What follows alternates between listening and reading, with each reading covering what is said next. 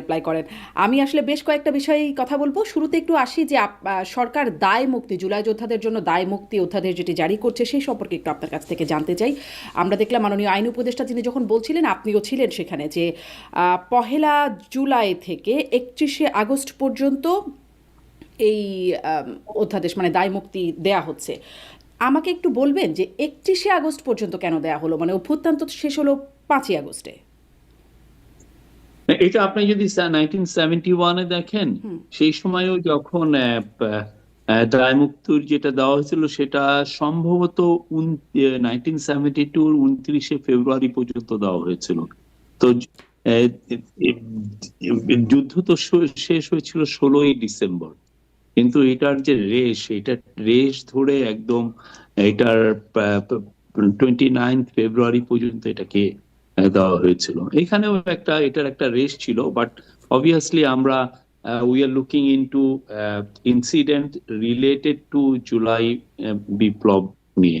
ওই জুলাই বিপ্লব রিলেটেড ইনসিডেন্টকে এইখানে দায় মুক্তি দেওয়া হয়েছে। জি, কিন্তু জুলাই মানে বিপ্লব রিলেটেড ইনসিডেন্ট আপনাদের মানে আসিফ নজরুল বলছেনও যে জুলাই গণঅভ্যুত্থানকারীদের এটা শুধুমাত্র গণ অভ্যুত্থানকালে রাজনৈতিক প্রতিরোধের উদ্দেশ্যে। গণ অভ্যুত্থান মানে আগের প্রশ্নের সাথে এটি একই রকম, যে গণ অভ্যুত্থান তো শেষ হয়ে গেল, এবং রাজনৈতিক প্রতিরোধের উদ্দেশ্যে, এবং রাজনৈতিক প্রতিরোধ বলতে কি বোঝাচ্ছে সেটাও তিনি বলে দিলেন। ফ্যাসিস্ট সরকারের পতনের মাধ্যমে গণতান্ত্রিক শাসন ব্যবস্থা পুনরুদ্ধারের লক্ষ্যে পরিচালিত কর্মকাণ্ডকে বোঝানো হয়েছে। ফ্যাসিস্ট সরকার তো পতন হয়ে গেল 5ই আগস্ট, মানে তাহলে কার বিরুদ্ধে রাজনৈতিক প্রতিরোধ তখন যে হচ্ছে? কোনো বিপ্লবেরই একটা থাকে, তো রেশ থাকে, সেই রেশকে সামনে রেখে এটা করা হয়েছে। এটা নাথিং আনইউজুয়াল। এটা আপনি যদি আরো অন্যান্য দেশে বিপ্লব দেখেন, যে সমস্ত দেশে এই ধরনের দায় মুক্তির আইন এসছে, একদম স্পষ্ট ভাবে এগুলো আছে। তেমন কিছু নেই, কেননা আপনি ভাবছেন যে বিপ্লব তো শেষ হয়ে গেল 5 তারিখ, কিন্তু তার রেশ তো থেকে যায় অনেকগুলো। সেই রেশ কি এখনো কেটেছে? কারণ এখনো তো শুনি পুলিশ নাকি ট্রমা আছে, এখনো পুলিশ নর্মাল হয়ে ওঠে নাই। এটা পুলিশের বিষয়। আমরা ওই জুলাই অগাস্টে এটা তো একটা দায়মুক্তি, একটা আইনের বিষয়। আইনের যে মধ্যে যে টাইম স্পেন্ড সেইটাকে চিন্তা করা হয়েছে। জি। আম, তাহলে আসলে মানে শব্দগুলো একটু কনফিউজিং বলেই মনে হয়, কারণ অভ্যুত্থান না, না, কালে, কোনো কনফিউশন না। অভ্যুত্থান কালে বলতে তো অভ্যুত্থান 5ই আগস্টে শেষ হলো। না, এটা অভ্যুত্থান কালে আপনি এখন ঠিকই আমাদের মহান মুক্তিযুদ্ধ শেষ হয়েছে 16ই ডিসেম্বর। তো তারপরেও আপনার দায়মুক্তি 29শে ফেব্রুয়ারি পর্যন্ত কেন দেওয়া হলো? কিন্তু এটার কিন্তু এটা একটা কি আসলে খুব যৌক্তিক? মানে এতদিন পর্যন্ত একটা সরকার গঠিত হলো, সেই সরকারের উপর এত আশা ভরসা নিয়ে একটা সরকার এসে গেল, তারপরে সেই সরকার থাকাকালীনও এরকম ঘটনা ঘটবে এবং সেগুলোর দায়মুক্ত হয়ে যাবে, এটা কি আসলে খুব যৌক্তিক? না, এটা সরকার তো ইয়েতেও তো সরকার গঠন ছিল 18ই ডিসেম্বর থেকেই তো বাংলাদেশ গভর্নমেন্ট 1971 থেকে কাজ করছে। আপনার কি বাট মনে হয় ওইটার যে একটা সেই সময় যেই অপরাধগুলো হয়েছে, যে লুণ্ঠন বা হত্যাকাণ্ডের ঘটনাগুলো হয়েছে, সেটা যৌক্তিক ছিল? মানে ইভেন তখনও যেটি হয়েছে, কোথায় লুণ্ঠন হয়েছে? মানে মুক্তিযুদ্ধের পরে হয়নি? মুক্তিযুদ্ধের পরে তো এরকম ঘটনা ঘটেছে, অনেক অনেক অরাজকতা ঘটেছে তো। না, মুক্তিযুদ্ধের পরে অনেক কিছুই ঘটেছে, বাট আমরা তারপর তো যখন আপনি দায় মুক্তি দিবেন তখন তো আপনার একটা কাট অফ টাইম আপনার চিন্তা করতে হয়, যে আপনি কতটুকু, এটা রেশ কতক্ষণ ছিল। So জি। ওইটা চিন্তা করে তখন যারা আইন ফ্রেম করেন তারা সেইভাবে তাদের আইনটাকে প্রিপেয়ার করেন। জি, জি। আমি এটাই প্রশ্ন করছিলাম যে সেই কাট অফ টাইম কেন 5ই আগস্ট পর্যন্ত না? কারণ এর আগে স্বরাষ্ট্র মন্ত্রণালয় থেকে একটা বিবৃতি দেওয়া হয়েছিল, সেখানে 8ই আগস্ট পর্যন্ত ছিল। 15ই জুলাই থেকে 8ই আগস্ট পর্যন্ত সময় ছিল। তারপরে সেটা বেড়ে 31শে আগস্ট, মানে 31শে আগস্টে এসে কি হলো তখন থেকে তারপরের ঘটনার দায়মুক্ত না কেন? এরপরে তো আমরা মনে করছি যে এটার আর রেশ নাই, যা আছে সেটা অলরেডি গভর্নমেন্ট ইজ ওয়ার্কিং। তারপরে ওই ধরনের আর জুলাই রিলেটেড ইনসিডেন্ট আমরা তেমন একটা দেখছি না এই আগস্টের পরে। আচ্ছা। জি, এটা আপনার ব্যাখ্যা। এখন আসলে দায় মুক্তি বলতেও একটু কি বোঝায় সেটাও আপনার কাছ থেকে একটু শুনি। যেমন ধরেন যেটি মাহদি হবিগঞ্জে পুলিশের গিয়ে হুমকি মতো করেই বলছিলেন, আসামি ছাড়াতে গিয়ে তিনি বলছিলেন যে আ হবিগঞ্জে যেই বানিয়াচং থানা পোড়ানো বা পুলিশ সন্তোষ সাহাকে মেরে পিটিয়ে মেরে ঝুলিয়ে রেখেছিলেন সেটা তারাই করেছিলেন। এই যে বলছেন, তারা কি আসলে এখান থেকে দায়মুক্ত হয়ে যাবেন? এগুলোর জন্য কোনো বিচারের কোনো জায়গা আর আসবে না? এটা জুলাই অগাস্টের রিলেটেড যদি ইভেন্ট হয় অবশ্যই দায়মুক্ত মানে হবেন। আপনি কি ব্যাখ্যা তারা করবেন এটা কি যেই সেই ইভেন্ট? গুলোতে ইয়ে ছিলেন, হ্যাঁ, আপনার কি মনে হয় এটা কি সেই রিলেটেড ইভেন্ট?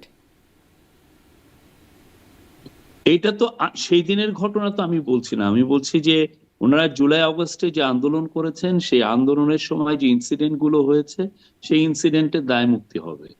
জি, মানে এর এই মধ্যে আমি এই সেদিন কি হয়েছে সেটা আমার অভিপ্রায় না। কিন্তু মানে এইরকম ঘটনারই তো কিছু না কিছু কোনো না কোনো ঘটনারই তো দায়মুক্তি। দায়মুক্তি আসলে কোনগুলোর হবে একটু বুঝবার চেষ্টা করছি।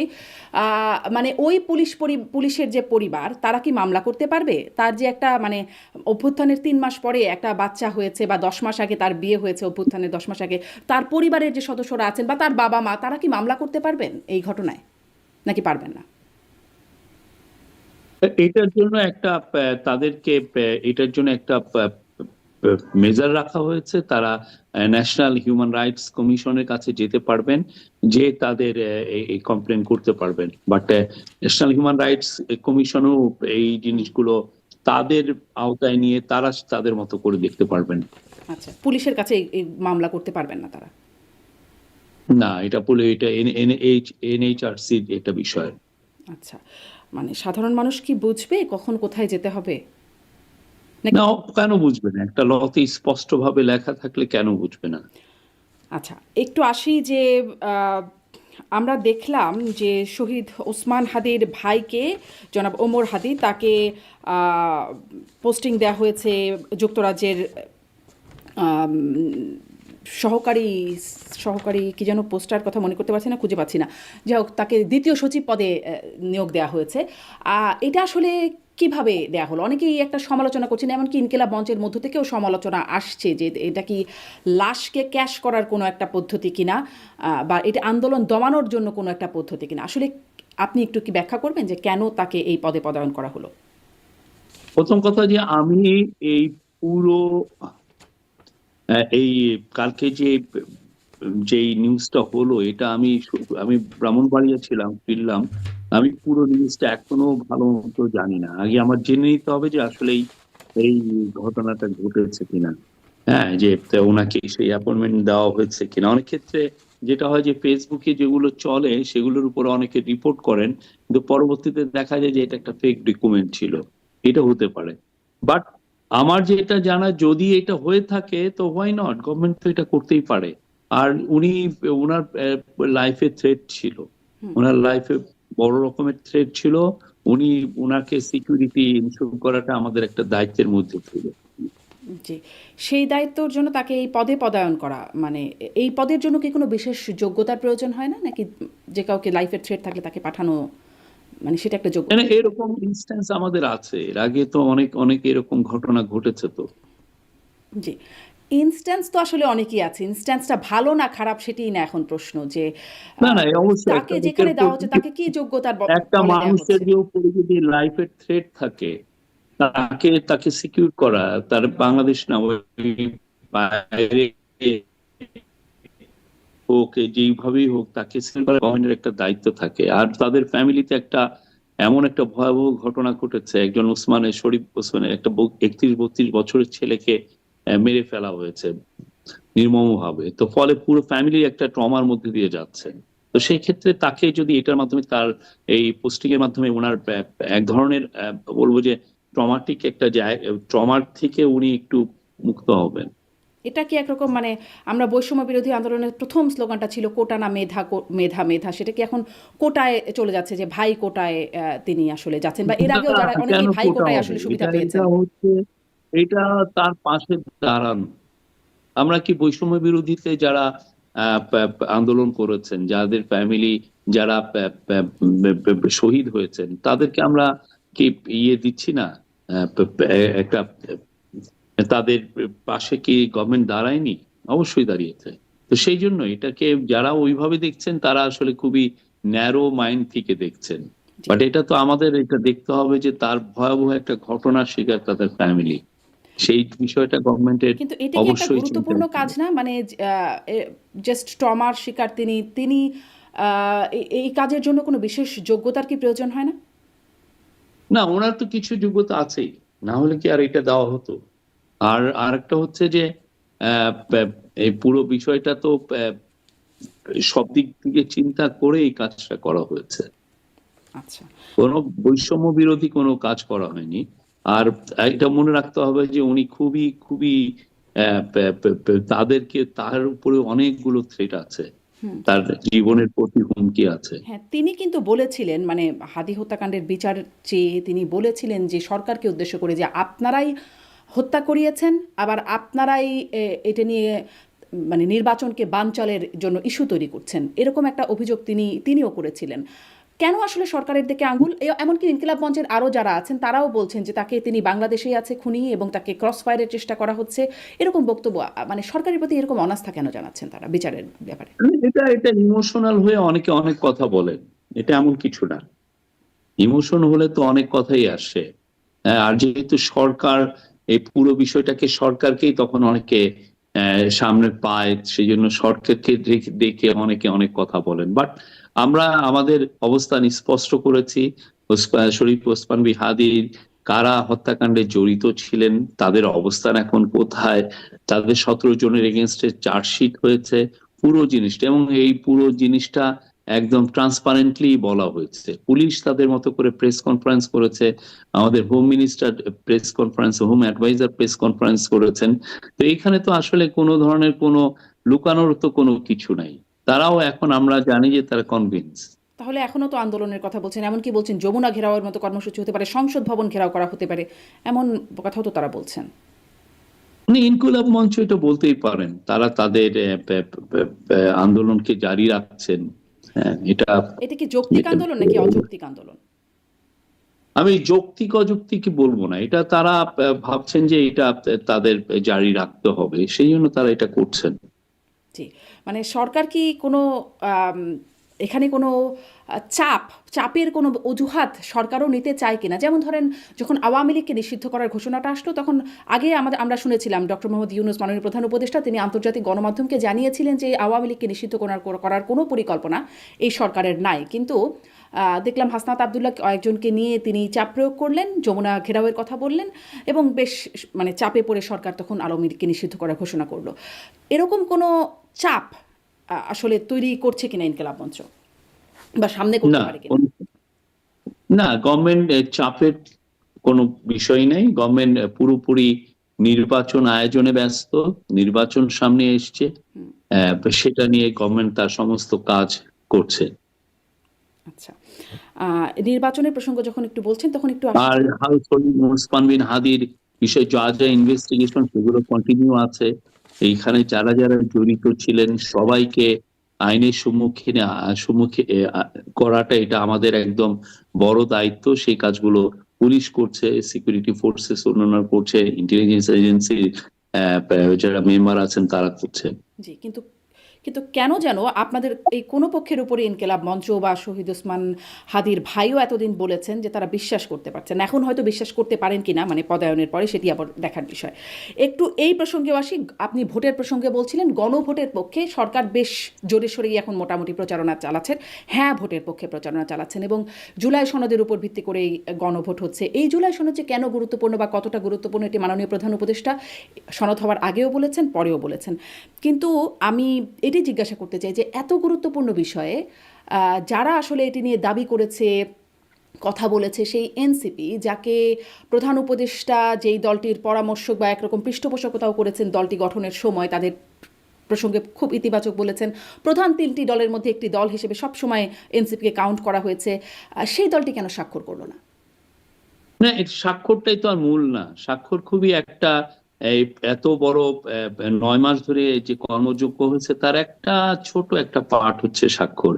যে স্বাক্ষরের আগের ঘন্টা পর্যন্ত, লাস্ট মোমেন্ট পর্যন্ত যে নেগোসিয়েশন হয়েছে, পুরো নেগোসিয়েশন এনসিপি ছিলেন, এনসিপি নেতৃবৃন্দ ছিলেন। তো এটা স্বাক্ষর উনি দিলে কি দিল, এটার চেয়ে বড় কথা উনি এটা ওন করছেন কিনা। তারা ফুললি ওন করছেন এবং তারা হ্যাঁ ভোটের জন্য ক্যাম্পেইনও করছেন। তো সেই জন্য আমরা এটা নিয়ে উড়িত না। তারা এটা যদি বলতেন যে না আমি জুলাই সনদকে মানি না, জুলাই সনদে যা এসে সেটা আমাদের ডিমান্ডকে রিফ্লেক্ট করেনি, দেন ইটস তখন আমরা এটা নিয়ে জি, আহ, কিন্তু যেই আমাদের আইনি ভিত্তির জন্য তারা এতদিন ধরে বললেন এবং সেটি না হলে স্বাক্ষর করবেন না বলে বললেন, স্বাক্ষর না করলে তো একটা আইনি ভিত্তিই হবে না। আপনি যদি একটা কন্ট্রাক্টের স্বাক্ষর না করেন কোনোভাবেই তো বাউন্ড করা যাবে না তাকে। না না, আইনি ভিত্তি তো স্বাক্ষর করলেই হবে তা না। আইনি ভিত্তি স্বাক্ষর করাটা হচ্ছে যে আমি এইখানে সবাই ইউনাইটেডলি আমরা দেখালাম যে আমরা এই পুরো জিনিসটা আমরা একসাথে সম্পন্ন করেছি। কিন্তু এখানে আইনি ভিত্তিটা তো আসবে হচ্ছে through parliament, through constituent assembly, through এই গণভোটের মাধ্যমে। সেটার জন্যই তো এখন আমরা ক্যাম্পেইন করছি। যে কিন্তু যেই দল ক্ষমতায় যাবে তারা যদি স্বাক্ষরকারী দল না হয় তাহলে কি তারা মানতে বাধ্য থাকবে? এটা যদি হা ভোট হয় অবশ্যই এটা তো তাদের তখন কনস্টিটিউয়েন্ট অ্যাসেম্বলি তো আপনি জানেন যে এই যে পার্লামেন্টটা হবে সেটা at the same time constituent assembly হবে, মানে কনস্টিটিউশন কে অ্যামেন্ড করার যে অ্যাসেম্বলি। তো সেইটা এই কনস্টিটিউয়েন্ট অ্যাসেম্বলি তখন এটা নিয়ে ডিবেট করবে। বাট হা ভোট দেওয়া মানে হচ্ছে জনগণের ম্যান্ডেট এখানে আছে, জনগণ এখানে বলছে যে হ্যাঁ আমরা এই চেঞ্জ গুলো চাই, আমরা এই কনস্টিটিউশনাল অ্যামেন্ডমেন্ট গুলো চাই। এটা কিন্তু কিন্তু স্পষ্ট সেই যে ভাবে তো চারটা ওই প্রশ্ন, জনগণের বিরুদ্ধে কি একটা পার্টি দাঁড়াবে আমার মনে হয় না। কিন্তু চারটা যে প্রশ্ন হ্যাঁ ভোটের মানে চারটা বিষয়ের উপর তো একটি প্রশ্ন, সেটি তো শেষে 4 নম্বরে বলা হচ্ছে যে জুলাই সনদে বর্ণিত অন্যান্য সংস্কার রাজনৈতিক দলগুলোর প্রতিশ্রুতি অনুযায়ী বাস্তবায়ন করা হবে। বা এই যে তার আগের মানে 3 নম্বর পয়েন্টেও বলা হচ্ছে যে যেগুলো রাজনৈতিক দলগুলোর ঐক্যমত হয়েছে সেগুলো বাস্তবায়নে আগামী নির্বাচনে বিজয়ী দলগুলোর মধ্যে বাধ্য থাকবে। মানে প্রতিশ্রুতি অনুযায়ী তারা করবে। প্রতিশ্রুতি যদি স্বাক্ষরই না করে তাকে সেখানে প্রতিশ্রুতিতে কি করে বাধ্য করবে? এটা দুই একটা বিষয়ে নোট অফ ডিসেন্ট ছিল, সেগুলোর বিষয়ের কথা বলা হয়েছে, এটা সবগুলো না। একটা দুইটা বিষয়ে নোট অফ ডিসেন্ট, সেখানে আপনি একটা অবস্থান নিয়েছেন, এনসিপি একটা অবস্থান নিয়েছে বা বিএনপি একটা অবস্থান নিয়েছে সেই বিষয়টা। বাট ফুল প্যাকেজটা সবার সামনে আনা হয়েছে যে আপনি এই প্যাকেজটা নিচ্ছেন কি নিচ্ছেন না, আপনি কি এটা হা ভোট দিবেন নাকি না ভোট দিবেন। আমরা সরকারের তরফ থেকে, পলিটিক্যাল পার্টিগুলো তাদের তরফ থেকে সবাই জনগণকে বলছে যে আপনি এই ফুল প্যাকেজটাকে হা ভোট দিন। হা ভোট দেওয়া মানে হচ্ছে অপশাসনকে আর এক ধরনের রেড কার্ড দেখানো, আর অপশাসন যাতে ফিরতে না পারে বা স্বৈরাচার যাতে আর ফিরতে না পারে। সেটার জন্য যেই এই 9 মাস ধরে যেই জুলাই চার্টার নিয়ে যে আলোচনা হয়েছে এবং যে জুলাই চার্টারটা ফ্রেমিং হয়েছে সেটা নিয়েই পুরো প্যাকেজটাকে সবার সামনে আনা হয়েছে। আপনি এটা নিবেন কি নিবেন না। আচ্ছা, আমি এটা সম্পর্কে একটু আসি। কিন্তু এত গুরুত্বপূর্ণ ডকুমেন্ট সেটি মানে স্বাক্ষর কেন করছে না এনসিপি, বা করবে নাকি স্বাক্ষর? ব্যাপারটা কি আসলে? কেন না না, করছে না? এটা স্বাক্ষরটা আপনি ওইখানে অবসেস হয়ে যাচ্ছেন কেন? কারণ জাদুঘরে রাখার মতো, পাঠ্যপুস্তকে স্বাক্ষর পড়ানোর মতো মাননীয় প্রধান করতেই উপদেষ্টা হবে। বলেছেন। এ- না না, এটা স্বাক্ষর করতে হবে এমন কিছু না। সে ইভেন গণভোটের আগেও স্বাক্ষর করতে পারে, পরে করতে পারে। সে পুরো আপনি দেখবেন যে সে কি ছিল কিনা, he was in the negotiation right till the end. একদম শেষ পর্যন্ত সে নেগোসিয়েশনে ছিল। সে বলছে না যে আমি এইগুলো কেউ কোনো কিছুকে আমি নিচ্ছি না। সে কি কোথাও বলেছে আপনি কোন প্রেস কনফারেন্সে দেখেছেন যে এনসিপি বলছে যে আমি এটা নিচ্ছি না? তখন কিন্তু সেটা তো না। বলেছিল, স্বাক্ষর অনুষ্ঠানের আগে এনসিপি কিন্তু বলেছিল আইনি ভিত্তি না দেওয়ার আগে তারা স্বাক্ষর করবে না। স্বাক্ষর জিনিসটা পুরো একটা টেকনিক্যালিটিস, এর বাইরে কিছু না। আচ্ছা, মানে এটা একদমই আনুষ্ঠানিকতা বলছেন। এবার আসি যে গণভোটের যে বিষয়গুলো আপনি বলছেন যে পুরো প্যাকেজে হা বলবে বা না বলবে মানুষ সেটি। কিন্তু এত যে গণভোটের পক্ষে প্রচারণা, আহ, সেটিতে যে তারা, এটা তো পুরনো প্রশ্ন, তবুও জিজ্ঞাসা করি যে সেটি যে রাজনৈতিক দলগুলো মানবে সামনে ক্ষমতায় গিয়ে, তার নিশ্চয়তা কি যখন গণভোটের আগেই মানে তাদের যে প্রতিশ্রুতি সেখান থেকে তারা সেটি পালন করছে না? একটা অন্তত উদাহরণ আমি দেখতে পাই যে সেখানে বলা আছে যে ন্যূনতম 5% জুলাই সনদের 24 ধারায় যেটি বলা আছে যে ন্যূনতম 5% নারী প্রার্থী মনোনয়ন দিয়ে রাজনৈতিক দলগুলো দিতে হবে আর কি, এটা তাদের বাধ্যবাধকতা। এবং 29টি দল এবং জোট এতে একমত হয়েছে। কিন্তু একটি দলও 5% নারীর মনোনয়ন দেয় নাই। বিএনপি অনেকটা এগিয়ে আছে, জামাতের একজনও নারী প্রার্থী নাই। মানে আগেই তো লঙ্ঘন করছে, পরে গিয়ে পালন করবে, এই আস্থা আমরা কোথায় পাবো বা কেন পাবো? এবং সরকার বা ঐকমত্য কমিশন এ নিয়ে কোথাও কিছু বললো না তো কোথাও। এটা একটা গ্র্যাজুয়ালিজমের বিষয় তো। আর এটা পুরো ম্যান্ডেট, এটা যখন কনস্টিটিউশন এই ইয়ের ভোটের আগের সাথে তো এটা হচ্ছে না। কথা হচ্ছে যে আপনার ম্যান্ডেটটা পাওয়ার পরে যে কনস্টিটিউশনাল চেঞ্জ হচ্ছে তখন এটা আপনার ইমপ্লিমেন্টেড হবে 5%। ঠিক আছে, এটা তো এমন না যে এই ভোটে এর আগেই ইমপ্লিমেন্ট হয়ে যাচ্ছে, তা কিন্তু না। বলা কিন্তু হানা হয়েছে ভোটে পুরো বিষয়টাই এসছে। জি, মানে এই সনদ এর পরে যেই নির্বাচনটা হবে সেই নির্বাচনের জন্যই এটি প্রযোজ্য হবে, হ্যাঁ এটি হ্যাঁ, কিন্তু সনদে বলা হচ্ছে। অ্যামেন্ডমেন্টটা আগে হোক তারপরে। হ্যাঁ, মানে কোন অ্যামেন্ডমেন্ট হোক? এই যে আপনি যে 5%, এটা আপনার তো পরে কনস্টিটিউশনাল অ্যামেন্ডমেন্ট আনতে হবে। আনার পরে তো আপনার এটা একটা ম্যান্ডেটরি হবে প্রত্যেকটা পলিটিক্যাল পার্টির, যে আপনি অ্যাটলিস্ট 5% আপনার দিবেন হচ্ছে নারী প্রার্থী আপনি দিবেন। তার মানে তার আগ পর্যন্ত প্রতিশ্রুতির কোনো দাম নেই বা দরকার নেই। না না, এটা তো আপনি আগে তো, প্রথম কথা হচ্ছে যে হানা ভোটে এটা পাশ করতে হবে। পাশ করলে জনগণের ম্যান্ডেট এটার সাথে আছে।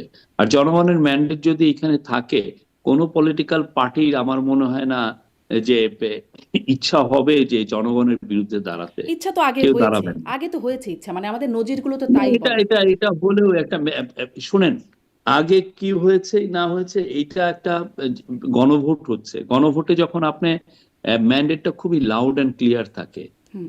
আমরা সবাই বলছি যে আপনি এটা করবেন, এটা আমাদের ইচ্ছা, তখন হয় কি আপনি এটা, কারণ আপনি তো তখন আমাদেরই পার্ট, আপনি তো এটার বাইরে যেতে পারেন না। মানুষের ইচ্ছাকে আপনি সরিয়ে আপনার মতো ইচ্ছা চাপিয়ে দিবেন, সেটা ওই সময়টা আর নাই। সেটা হাসিনা চেষ্টা করেছিল, এবং হাসিনা চেষ্টা করে কি হয়েছে জনগণ এটা দেখেছে।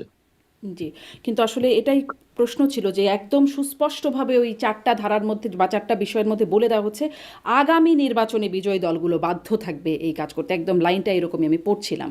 কিন্তু আগামী নির্বাচন তো এটাই যেটি আমাদের সামনে, সেটিতে হলো না। ফলে সন্দেহ তো একটু মানে থাকতেই পারে নাকি রাজনৈতিক দলগুলোর প্রতি, নাকি না? না না, আমি কোনো সন্দেহ দেখছি না। আমি মনে করছি যদি এটা ভোটে পাশ হয়, এবং আমি দৃঢ় বিশ্বাস এটা হবে, হুম। তাহলে এইখানে যা আছে রাজনৈতিক দলগুলো এটাগুলোকে ইমপ্লিমেন্ট করবে, খুব ভালোভাবে ইমপ্লিমেন্ট করবেন। জি। কারণ এখানে জনগণের ইচ্ছার রিফ্লেকশন হয়েছে, এটা প্রতিফলন হয়েছে। আর এই জনগণের প্রতিফলন মানে শুধুমাত্র আমি কিছু সাংবাদিক, কিছু যারা পত্রিকায় লিখলাম তাদের ইচ্ছার রিফ্লেকশন তো না, এটা পুরো গ্রামে যিনি বসে আছেন, মারি উপজেলার হরিরামপুর গ্রামের যিনি বসে আছেন, তারও ইচ্ছার প্রতিফলন এখানে হচ্ছে। এটা সে তো এত আসলে পুরো এমন না। বিষয়টা বোঝেই না, সে তো রাজনৈতিক দলের না না, দিকে আপনি তাকিয়ে। তাহলে আপনি এই জিনিসটাই সবার দোষ, যে সে কিছুই বুঝে না। এইটুক বুঝা মানে, বাংলাদেশের মানুষ খুবই পলিটিক্যালি কনসাস। এই আপনি যে যে তাকে জুলাই বুঝেন, সনদের আপনি 84টা আপনি ধারা আছে, চেষ্টা মানুষ করেছেন বুঝতে পারে। গ্রামের একটা, আপনি তো অনেক ইন্টারভিউ নিচ্ছেন, আপনি গ্রামের একজন টিচারকে, একটা গ্রামের একজন এল্ডারকে আপনি একটা ইন্টারভিউ নিয়ে দেখেন, উনি কি বুঝে আর কি বুঝে না। জনাব শফিকুল আলম, আমি কিন্তু এটা করেছি। ধরেন আমি আমার ড্রাইভারকে জিজ্ঞাসা করেছি, বাংলাদেশে আমার বাসায় যেই গৃহকর্মী বা সহায়তা করে তাদেরকে জিজ্ঞাসা করেছি, আমি বিদেশে থাকি, তারা খুবই শিক্ষিত পিএইচডি হোল্ডার যারা আসলে গণভোট দেবেন এখান থেকে খুব আগ্রহের সাথে ব্যালট সংগ্রহ করছেন বা সেই প্রক্রিয়ার মধ্যে আছেন, সেখানে তাদেরকে জিজ্ঞাসা করেছি আপনি জানেন কিনা জুলাই সনদে কী কী আছে। মানে আসলে জানেন না কিন্তু জনাব শফিকুল আলম। না, ওনারা সবাই এটাকে একটা প্যাকেজ হিসাবে দেখছে, যেটা একটা রিফর্মের প্যাকেজ। এটা নিলে দেশে অপশাসন আসবে না, দেশে স্বৈর শাসন আসবে না, দেশের মানুষের অধিকারকে খর্ব করার চেষ্টা, নতুন কোনো গভর্নমেন্ট করার চেষ্টা করবেন না। তো ওনারা এইভাবে পুরো জিনিসটার যেটা মেসেজটাকে নিচ্ছেন, যে এটা একটা প্যাকেজ, এটা করলে আমার এই লাভটা হবে। হ্যাঁ, তো ফলে এইভাবে ওনারা দেখছেন, এবং সেটা রিফ্লেকশন আপনারা গণভোটের দিন দেখবেন। জি, মানে তার শুরুটাই হচ্ছে একটা লঙ্ঘন দিয়ে বা প্রতিশ্রুতির একটা লঙ্ঘন দিয়ে, সেটা আমি বলছিলাম 5% নারী প্রার্থী। আমি কি একটু আরেকটু কোনো দায়বদ্ধ। লঙ্ঘন হচ্ছে না, জি, কোনো লঙ্ঘন হচ্ছে না। 5% নারী প্রার্থী দেওয়ার বাধ্যবাধকতা নাই, যেটি বলা এটা হচ্ছে তো আগামী এখন নির্বাচনে, আগামী নির্বাচনে। ম্যান্ডেটে আনা হলো তো, হ্যাঁ, এটা তো ম্যান্ডেটে আনা হলো তো, কিন্তু হলো না তো। হওয়ার পরে যে এটা হবে, এটা তো আচ্ছা, ম্যান্ডেটে আনলো। তার মানে কি এগুলো সব কিছু হচ্ছে মানে আম, এর 26 সালে যে নির্বাচন, মানে সামনে 1 মাস পরে যে নির্বাচন, তারপরে যেই 5 বছর পরে নির্বাচন হবে তখন থেকে এগুলো সব কার্যকর? তারপরে থেকে মূল কথা হচ্ছে যে আপনি এইটা করার পরে যেহেতু আপনি কনস্টিটিউশনাল যে কনস্টিটিউয়েন্ট অ্যাসেম্বলি বসবে, বসে তারপরে এটাকে ল করবে। যখন আপনার লটা হবে তখন তো যে ম্যান্ডেটরি এখন তো করা হয়েছে, সবাইকে বলা হয়েছে আপনি এটা করেন। এখন অনেকে দু একজন এটাকে নিচ্ছেন না বা নেননি, কিন্তু যখনই এটা ম্যান্ডেটরি হয়ে যাবে হাফ ভোটের মাধ্যমে যেটা হবে যে এটাকে জনগণ তার ডিজায়ারটা জানাবে যে আমরা এইটা চাই, 5% অবশ্যই দিতে হবে, তখন ওইটাকে কনস্টিটিউয়েন্ট অ্যাসেম্বলি বসে তখন ওইটাকে ল করবে। জি। ল করলে তখন ম্যান্ডেটরি, তখন আপনি ইচ্ছা করলেও আপনি বলতে পারবেন না, আপনি এটাকে লঙ্ঘন করতে পারবেন না, ইম্পসিবল। তার মানে রাজনৈতিক দলগুলো যা প্রতিশ্রুতি দিচ্ছে সেটি আসলে তারাও খুব একটা পালন করতে চায় না বলেই মনে হয়, কারণ তাছাড়া করলো না কেন এবারে, এই প্রশ্নটা তো থেকেই যাবে। আমি একটু এই প্রশ্নেও যাই, জনাব শফিকুল আলম, দায় মুক্তির বিষয়ে কথা বলছিলাম, আপনি একটু ব্যাখ্যাও করলেন। আর সেটি কি আসলে তাদের পরবর্তী যে কার্যক্রম, মানে জুলাই যোদ্ধা বা যারা জুলাই আন্দোলনে গণঅভ্যুত্থানে প্রত্যক্ষভাবে ছিলেন বা পরোক্ষভাবে ছিলেন, তাদের কি পরবর্তী কার্যক্রমের ক্ষেত্রেও সেটি কোনোভাবে অ্যাপ্লিকেবল হবে? কারণ আমরা দেখলাম ঠিক দুটি ঘটনা ঘটলো, তারিমা জান্নাত সুরভি চাঁদাবাজির ঘটনায় তাকে, মানে অভিযোগে তাকে গ্রেপ্তার করা হলো, অন্যদিকে ওই হবিগঞ্জের মাহাদি পুলিশকে হুমকি দেওয়া আসামি ছাড়াতে গিয়ে, তারপর পরই দেখলাম এই দায়মুক্তি অধ্যাদেশটা জারি করা হলো। তাদের যে কাজবাজ বা চাঁদাবাজি, এই ঘটনাগুলোকেও কি দায়মুক্তির মধ্যে দেওয়া হবে? না, এটা তো আমি তখন তো ক্লিয়ার করলাম, আপনি আবার নতুন করে এই প্রশ্ন উত্থাপন করছেন। আমি আচ্ছা। স্পষ্টভাবে বলেছি এটা জুলাই আগস্টের, হ্যাঁ, যেগুলো বিপ্লবকে ঘিরে যে ইনসিডেন্ট সেগুলোকে নিয়ে দায় মুক্তি, এর বাইরে না। প্রশ্নটা কেন উত্থাপন করছি, কারণ ধরেন আন্দোলনের একদম প্রবাদ পুরুষ যাদেরকে আমরা দেখলাম তাদের নামে অনেক অভিযোগ, যেমন যখন সরকারের ছিলেন, উপদেষ্টা ছিলেন আসিফ মাহমুদ, তাকে ঘিরে অনেক অনেক অভিযোগ আসছে, তার এপিএসের দুর্নীতির বিষয়ে, তার বাবার দুর্নীতির বিষয়ে, এবং তারও নানান রকম বিষয় আসলে এসেছে, এমনকি চাঁদাবাজির খবর এসেছে, যে চাঁদাবাজির অভিযোগে শাম্মী আক্তারের বাসায় চাঁদাবাজি যিনি করতে গেলেন তিনি বলেছেন, ধরা পড়ে যিনি পড়েছেন তিনি বলেছেন যে তার এটি আসিফ মাহমুদের সম্পৃক্ততা ছিল, কিন্তু তার কিছু হলো না। তারপরে আমরা দেখলাম উপদেষ্টা মাহফুজ আলমের ভাই, তারও একটা ফোনালাপ টেন্ডারবাজি বিটিভির, হ্যাঁ, সেটি ফাঁস হলো, সেটি নিয়েও দুদক কোনো ব্যবস্থা নিল না। আমরা দেখলাম হান্নান মাসুদের সেই বক্তব্য যেখানে বলছিলেন যে গ্রামের সবচেয়ে ভাঙা বাড়িটি আমার, এবং তারপরে বলছেন যে সবচেয়ে ভালো বাড়িটি আমাদের। মানে এই যে ব্যাপারগুলো ঘটে গেল, কোনো তদন্তও তো হলো না, তারা কি দায়ী? এগুলো জিনিস আপনি কিভাবে বলছেন, পুরো জিনিসটা হি সেড শি সেড এর মধ্যেই আছে, জিনিসটা একটা অভিযোগের মধ্যে আছে। আমি অভিযোগ করছি যে ওইটা আমাকে বলছেন আই শফিকুল আলম 1200 কোটি টাকা বানিয়েছেন, 1500 কোটি টাকা বানিয়েছেন, এই কত ধরনের কত কথা। এখন আপনি কথা বললে আপনি এটাকে নিবেন নাকি? মূল কথা হচ্ছে যে আপনি কংক্রিট এভিডেন্স আনেন, এভিডেন্স এনে বলেন যে এই যে এভিডেন্সে দেখা যাচ্ছে যে উনি এই করাপশনটা করেছেন। তো সেই কাজটা তো আমরা দেখছি না, কেউ কোনো পত্রিকায়, বাংলাদেশের পত্রিকাগুলো যথেষ্ট স্বাধীন এখন। আহ, আসিফ মাহমুদ সজীব ভুঁইয়া এখন পাওয়ারেও নাই, আর তারা তো এখন রিপোর্ট করতে পারে উনি কি কি কাজ করেছেন, কোথায় কোথায় ওনার কাজের যেটা যেইভাবে কাজ করার কথা সেটা করেন নাই, বা কোথায় উনি পাওয়ার অ্যাবিউজ করেছেন, কোথায় উনি করাপশন, ওনারা এখন they are free to do any report. তো সেটা তো না করে আপনারা আগে কি ও এইটা বলছে এইটা বলছে, এগুলো অনেক ক্ষেত্রে যেটা হচ্ছে পলিটিক্যাল রেটরিকের মতো। হুম, মানে কিন্তু মানে এগুলো দুদক তো, কংক্রিট এভিডেন্স ছাড়া একটা গভর্নমেন্ট কখনো একটা এই বিষয়গুলোতে ইনভেস্টিগেট করেন। আপনি কংক্রিট এভিডেন্স আনেন, অবশ্যই গভর্নমেন্ট দেখবে। জি, অভিযোগই তো দুদক, মানে দুদকের কথা বলছি, তো অভিযোগই তো একটা অভিযোগ উঠলে তো দুদক অভিযোগের স্বয়ংক্রিয়ভাবে মধ্যেও বা তো স্বতঃপ্রণোদিত ভাবে তো সারবস্তু থাকে। ফোনালাপ আপনি দেখা যাচ্ছে, অভিযোগের মধ্যেও তো ফোনালাপ শোনা যাচ্ছে। সারবস্তু থাকে। শোনেন, অভিযোগের মধ্যে তো সারবস্তু থাকে, কারণ অভিযোগের মধ্যে যদি কিছু না থাকে এটা একটা হয়রানিমূলক কথাবার্তা বলার জন্য। হ্যাঁ, আসিফ মাহমুদ সজীব ভুঁইয়ার বাবা বা তার এপিএস বা তাকে নিয়ে যদি হয়রানিমূলক কথা হতো, তাহলে সেটা কেন গভর্নমেন্ট এটা ইনভেস্টিগেট করবে? গভর্নমেন্ট অবশ্যই ইনভেস্টিগেট করবে যদি কংক্রিট এভিডেন্স থাকে। আপনি নিয়ে আসেন, মানে অবশ্যই করবেন। দুদক এটার মানে অভিযোগের বিষয়গুলো এত গুরুত্বপূর্ণ, পদের মানুষের বিরুদ্ধে এত গুরুত্বপূর্ণ অভিযোগ আসছে, আপনি দুদক স্পষ্ট স্বপ্রণোদিত ভাবে অভিযোগ, আপনি কংক্রিট এভিডেন্স আনেন, অবশ্যই দুদক করবে, সবাই করবে। আর আমাদের সময়টাই তো শেষ না, এটা তো সামনে আরো আছে। সামনে আর নতুন গভর্নমেন্ট আসবে, জাস্ট 25 দিন পরেই নতুন গভর্নমেন্ট আসবে, তো সেটি 25 তো দিন পরে ইলেকশন। সেটি তো একটা কালচার যে গভর্নমেন্ট পড়ে যাওয়ার পরে সেই গভর্নমেন্টের ভেতরে কি কি অনিয়ম হয় সেটি না না, এটা আপনি কংক্রিট, আপনি যেটা আপনি রিপোর্ট গুলো পড়েন, এই রিপোর্ট গুলো পুরোটা হেয়ার্স এর উপরে রিপোর্ট গুলো উনি বলেছেন, বলেছেন, এই টাইপের রিপোর্ট, মানে আপনি আমি কংক্রিট আমি এভিডেন্স আপনি দেখছিলাম যে দেখবেন না মানে কেন? আল জাজিরার সাংবাদিক জুলকারনাইন সায়ের তিনিও তার যে ফোন আলাপ মানে সংলাপ যেটি মাহফুজ আলমের ভাই সেটিও শেয়ার করেছিলেন। তাদের অনুসন্ধানে এটি বেরিয়ে আসছে, কিন্তু কেন আমলে নিচ্ছে না?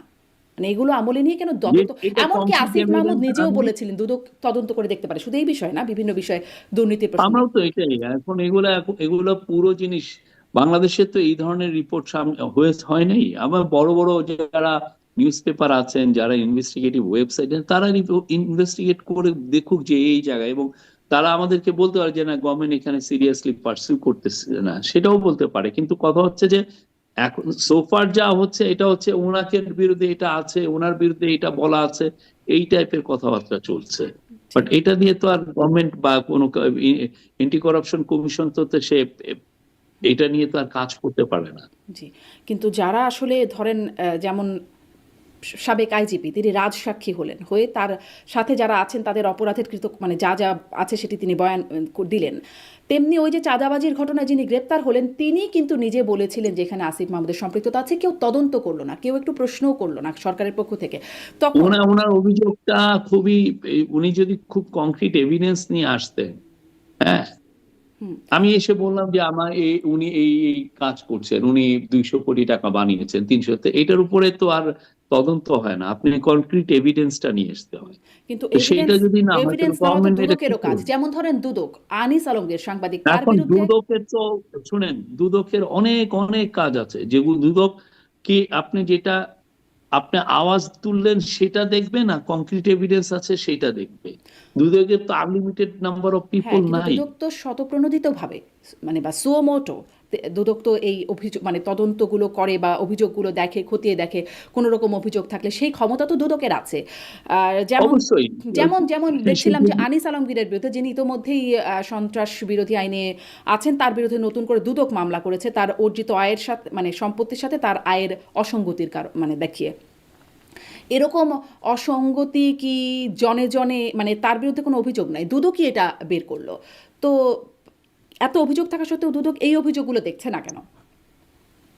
না, ওইটা উনি অবশ্যই, সেক্ষেত্রে ওনারা কনক্রিট এভিডেন্স পেয়েছেন, সেই অনুযায়ী তারা পার্সিউ করেছেন কেসটা। তো এরকম কনক্রিট এভিডেন্সের জন্য দুদক কি আসলে ধরেন আপনার আয়ের সাথে আপনার সম্পত্তির মিল আছে কিনা, বা আপনাকে নিয়ে বিতর্ক নয়, ধরেন এই যে যাদেরকে নিয়ে বিতর্ক আছে তাদেরকে নিয়ে কি দুদক করে? কেন আনিস আলমগীরের বিষয় করলো? ওনারা তো সেই রকমের কনক্রিট এভিডেন্স পেয়েছেন, সেই অনুযায়ী তারা পার্সিউ করেছেন, ইনভেস্টিগেশন করেছেন। এখানে আপনার আরো এলাবোরেট যদি আরো জানতে চান, আপনার ওনাদের সাথে কথা বলেন।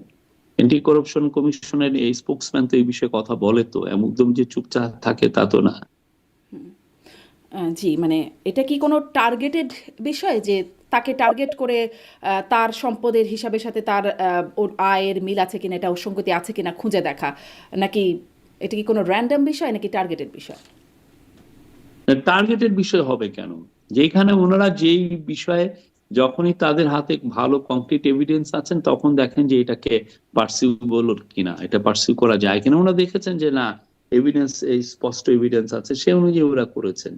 এখন এটা তো যে কোর্টের বিষয়, এটা কোর্ট ডিসাইড করবে যে এটা কি, এটা প্রাইমা ফেসি এভিডেন্স এখানে আছে কিনা, এটা দিয়ে একটা কেস এগোবে কিনা, এটা তারা দেখবেন। জি। কিন্তু এত অভিযোগ থাকা সত্ত্বেও এই বিষয়গুলো কোর্ট পর্যন্তই গড়ায় না, এটাই আমার প্রশ্ন ছিল। আমি একটু আপনার সাক্ষাৎকার আমি খুব মনোযোগের সাথে দেখছিলাম, আপনি আল জাজিরায় একটা সাক্ষাৎকার দিয়েছেন, সেখানে প্রথম আলো ডেইলি স্টারের হামলা প্রসঙ্গে যেখানে আপনি সেখানেও দুঃখ প্রকাশ করেছেন, আপনি আপনার ফেসবুক স্ট্যাটাসেও আপনি দুঃখ প্রকাশ করেছেন। সেখানে নুরুল কবির সাংবাদিক তার রেফারেন্সে বলা হচ্ছিল যে তিনি যে বলছেন যে সরকারের ভেতরে কোনো কোনো অংশ বা গোটা সরকারই এই ঘটনাটা হতে দিয়েছে, মানে প্রথম আলো ডেইলি স্টারের হামলার ঘটনাটা, আপনি বলছেন অ্যাবসলিউট লাই, ননসেন্স, এবং আপনি সেখানেও আপনি এভিডেন্সই দিতে বলছেন। কিন্তু এভিডেন্স কি আসলে কিছুই নাই? মানে আগে থেকেই হুমকি ছিল, হুঁশিয়ারি ছিল, উস্কানি ছিল, কারা দিল সেটিও দেখা গেল, কিন্তু সেইটি থামাতে কোনো ব্যবস্থা নাই। এমনকি যারা হুঁশিয়ারি দিল, হুমকি দিল, উস্কানি দিল, তাদের বিরুদ্ধেও কোনো ব্যবস্থা নেওয়া হলো না। যা অনেককে তো অ্যারেস্ট করা হয়েছে, অনেককেই অ্যারেস্ট করা হচ্ছে, কয়েক ডজনকে অ্যারেস্ট করা হচ্ছে। এখন আপনি যদি বলেন যে গভর্নমেন্টের একটা অংশ এখানে ইনভলভ, এটা তো আপনি মানে এটা তো ভয়াবহ অ্যাকুইজিশন। আপনার সেক্ষেত্রে তো আপনার স্পষ্ট এভিডেন্স থাকতে হবে যে ওকে আমি এই এভিডেন্সের বলে আমি এই কথাটা বলছি। আপনি বিদেশে এই ধরনের কথা কোন সাংবাদিক, কোন রেসপেক্টেড জার্নালিস্ট তার গভর্নমেন্টের এগেনস্টে বলতে পারবে? আপনি ট্রাম্পের নামে একটা অভিযোগ আছে, আপনি বলে ফেলতে পারবেন যে না উনি এই করেছেন, উনি এইটার সাথে জড়িত বা এটা, উইদাউট এভিডেন্স? এটা সম্ভব? কিন্তু আপনি সেটা না আছে, আপনি রেটরিক করছেন, করছেন।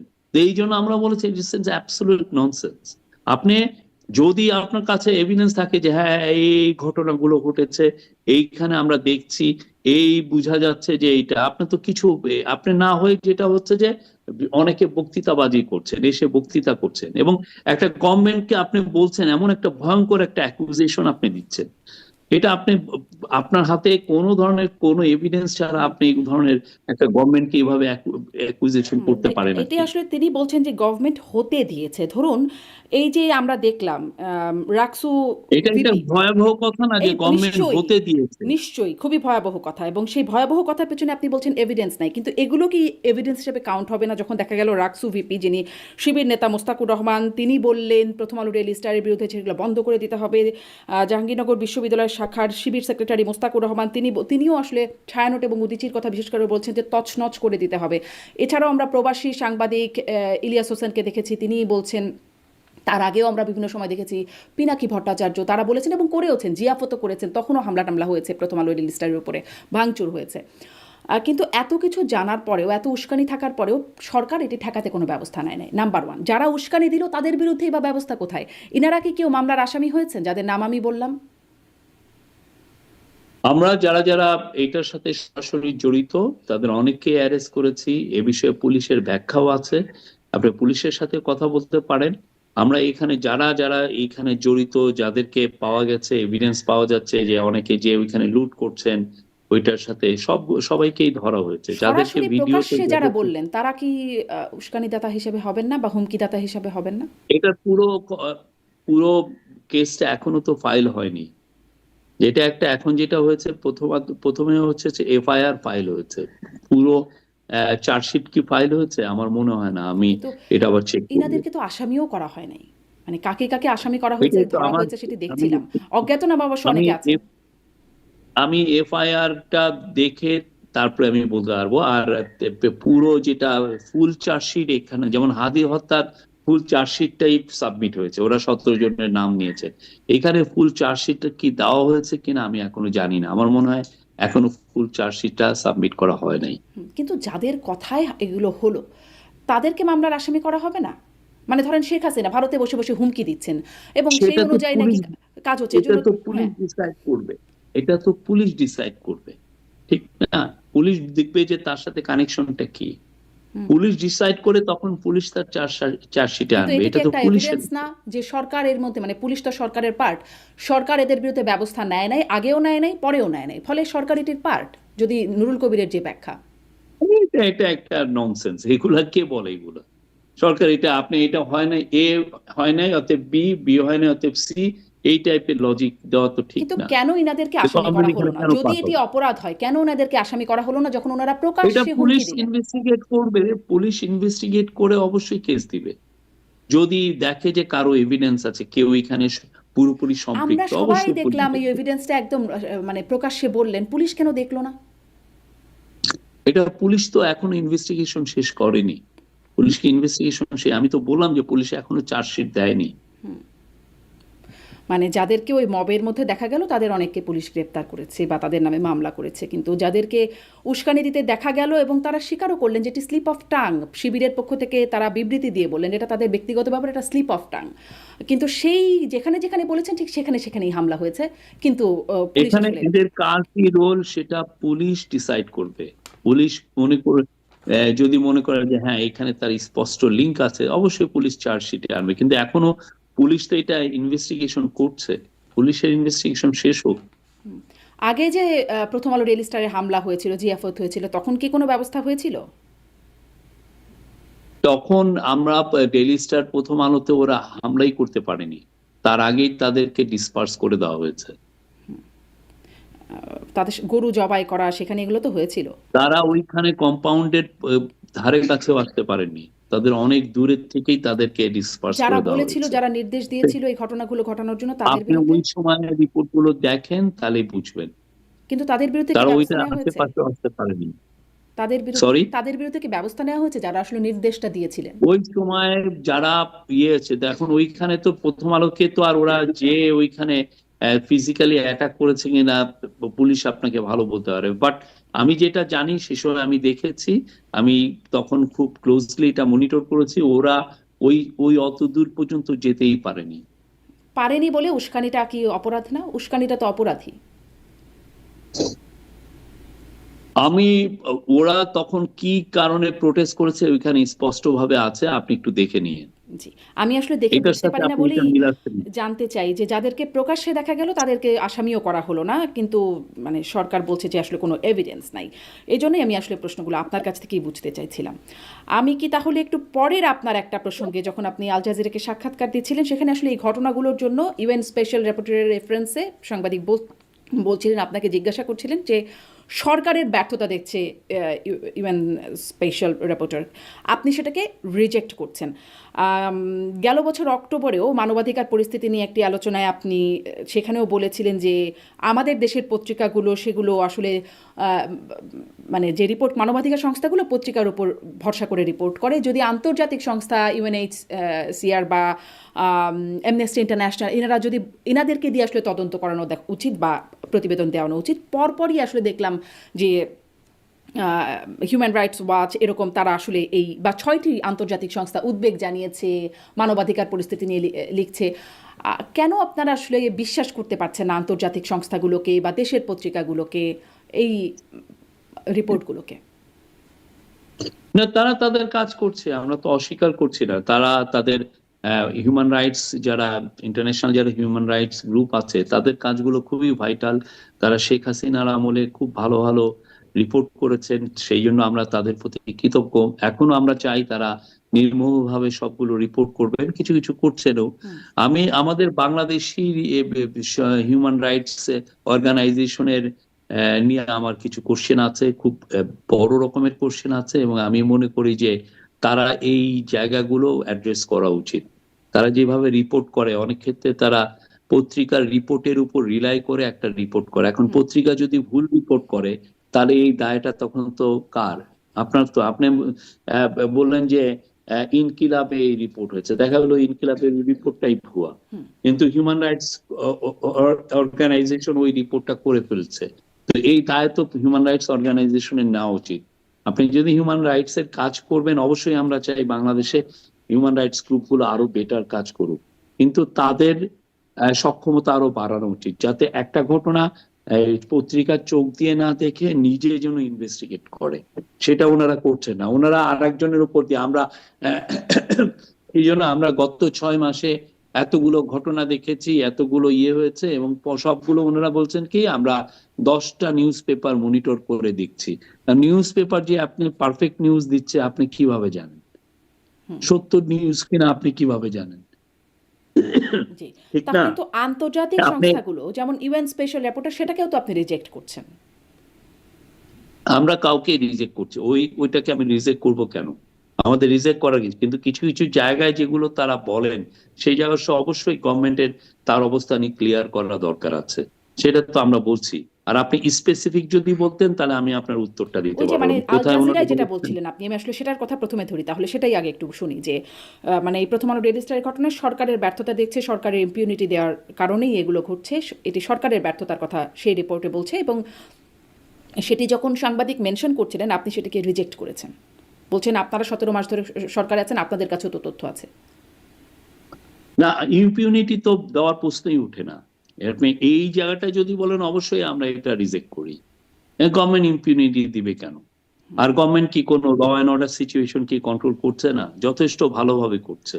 আপনি যদি তারপরেও তো একটা জি প্লিজ। ক্রাইমের স্ট্যাটিস্টিক্স দেখেন, এই গত বছরে যা নাম্বার অফ মার্ডার্স তার আগের বছরে অলমোস্ট সিমিলার। আপনি কি তাহলে কি এটা কি doesn't it reflect that law and order situation has stabilise?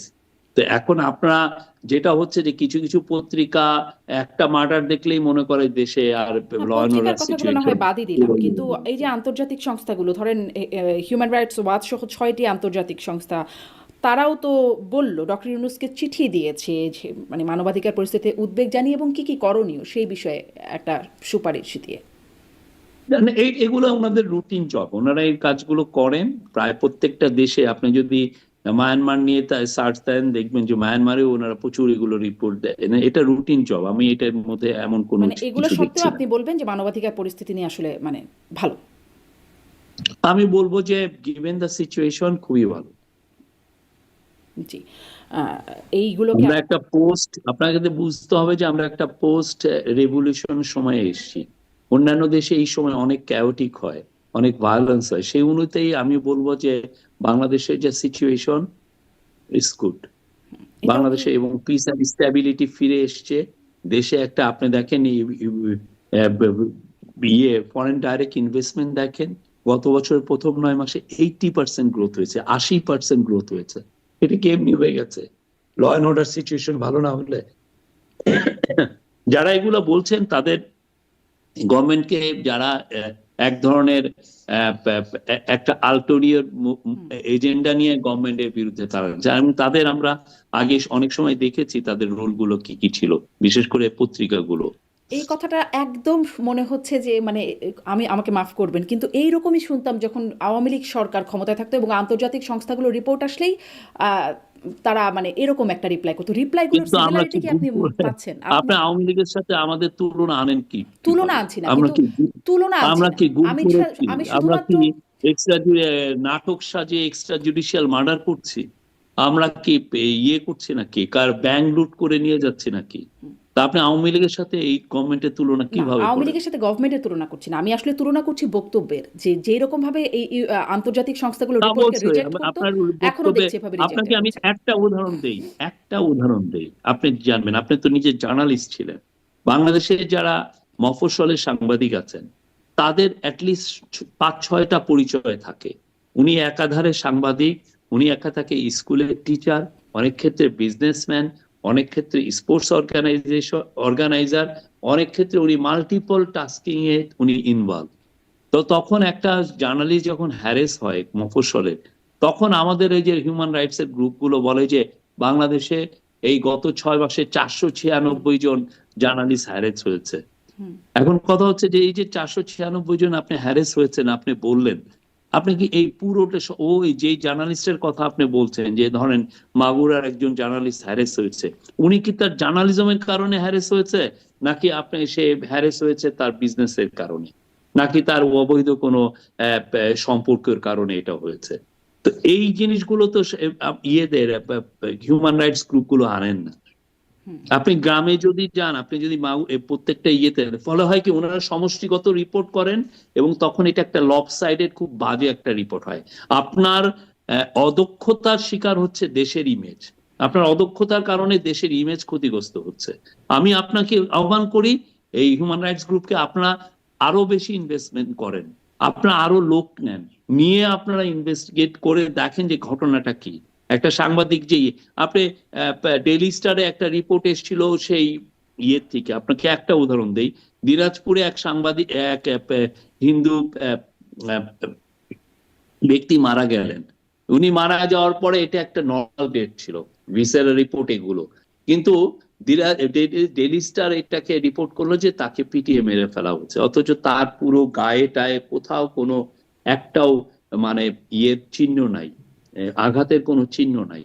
ওইটাই দিয়েছে। আমরা তো তখন প্রোটেস্ট করলাম যে দেখেন এটা তো ঠিক না, আপনারা আবার দেখেন। তো পরে ওনারা গিয়ে দেখলেন যে না, আসলেও কোনো ধরনের কোনো তার কোনো রিপোর্টে বলছে না যে এখানে উনি হচ্ছে, এবং ওনার বন্ধুরাও বলছে না। উনি একটা অপমৃত্যু না, এমনি ইয়ের মৃত্যু হয়েছেন। তো এখন এই জিনিসগুলো পরে হিউম্যান রাইটস গ্রুপ যদি দেখেন, বা আপনি ডেইলি স্টারের এই রিপোর্টের কারণে আপনি ইন্ডিয়ান নিউ দিল্লি থেকে স্টেটমেন্ট দিয়ে দিয়েছে ওদের ফরেন মিনিস্ট্রি এই বিষয়ে, এই ওনার মৃত্যুকে নিয়ে। এখন দেখেন, আপনি যদি একটা ভুল করেন, অরিজিনাল ভুল করেন, সেটাকে কিভাবে রেপ্লিকেটেড হয়, সেটা কিভাবে অন্যান্যরা এটাকে পেয়ে বসে এবং এইভাবে তখন আরো এই মিথ্যার একটা জাল বাড়াতেই থাকে, বাড়াতেই থাকে। জি।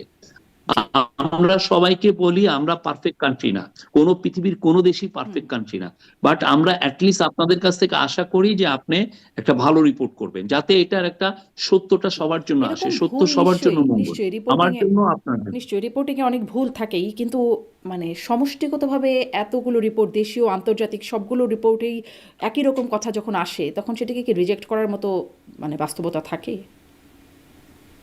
আমি বলবো যে আমরা আমাদের রেকর্ডস গুলো খুবই ট্রান্সপারেন্ট। আমরা আমি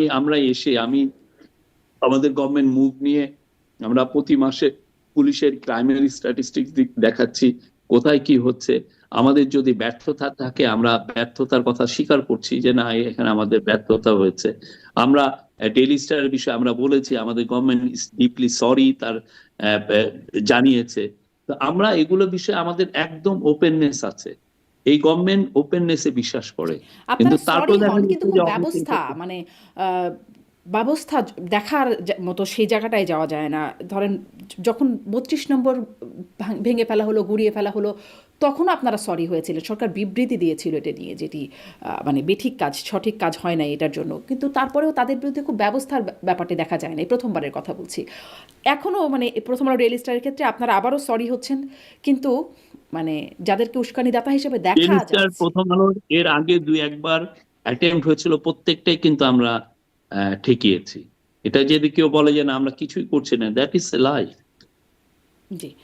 আহ, আপনার আরেকটা সেই ইন্টারভিউয়ের মধ্যে আরেকটা বিষয় আছে যে সরকারের মধ্যে এক্সট্রিমিস্ট এলিমেন্ট আছে, এরকম একটা বিষয়ে যখন সাংবাদিক প্রশ্ন করছেন, আপনি বলছেন যে এটি ফাইনেস্ট ক্যাবিনেট।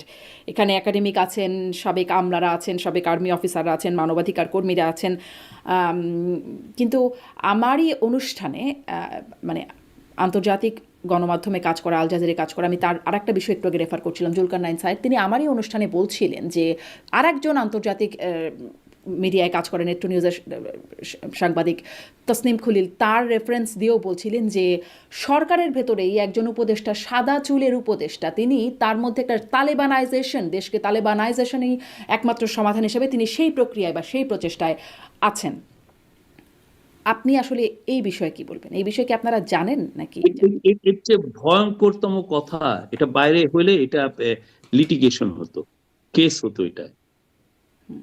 ঠিক আছে, আপনি একটা জিনিস একজনের বিরুদ্ধে না জেনে, একজন কি করলো আপনি না জেনে, উনি যদি এটা জানেন, এটা সে তসলিম খলিল আর জুলকার নাইন সাহের, ওকে রিপোর্ট করেন না কেন? আপনি একটা জিনিস একজনের নামে হেয়ারসে আপনি বলে দিচ্ছেন যে না উনি এরকম, উনি এক্সট্রিমিস্ট, উনি তালেবানাইজেশনে বিশ্বাস করেন, উনার কাজগুলো এনেন। আপনি তো ইনভেস্টিগেটিভ একটা ওয়েবসাইট চালান, ইনভেস্টিগেটিভ একটা নিউজ সাইট চালান, আপনি একটা পুরো রিপোর্ট করেন, পুরো রিপোর্টে আপনি দেখান যে উনি এই কাজগুলো করেছেন, যার ফলে দেশটা তালেবানাইজ হয়ে গেছে। তো আপনি স্পষ্ট এভিডেন্স এনে তারে, যতক্ষণ না আপনি না আনছেন ততক্ষণ এটা বলাটা, আপনি তো রেসপেক্টেড একজন জার্নালিস্ট, আপনি এটা কিভাবে বলেন? জি। এই জায়গাগুলোতে বাইরে আপনি কেউ এটা করতে পারে না।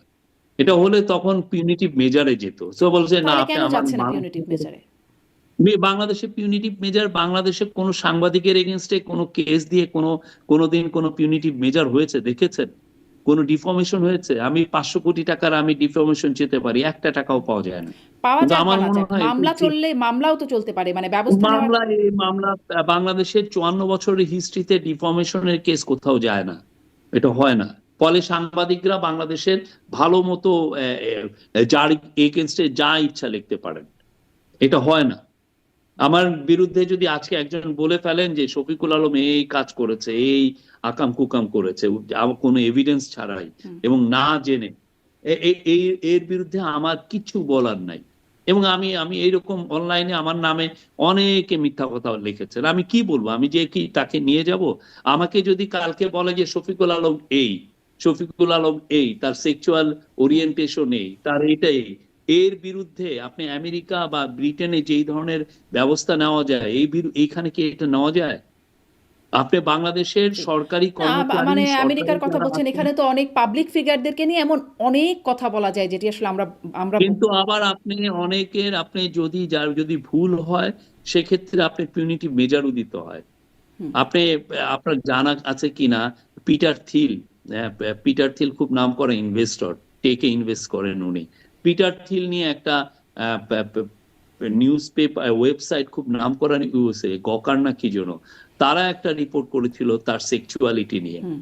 সে তাদেরকে কেস করে ওই পত্রিকা বন্ধ করে দিচ্ছে, এত ফাইন হয়েছে, ওই পত্রিকা ব্যাংক্রাফ্ট হয়ে গেছে। তো এগুলো আমাদের এখানে কি এটা সম্ভব? আমাদের এখানে আপনি যা ইচ্ছা লিখতে পারেন একজনের এগেনস্টে, এবং আপনার তখন সরিও বলতে হয় না।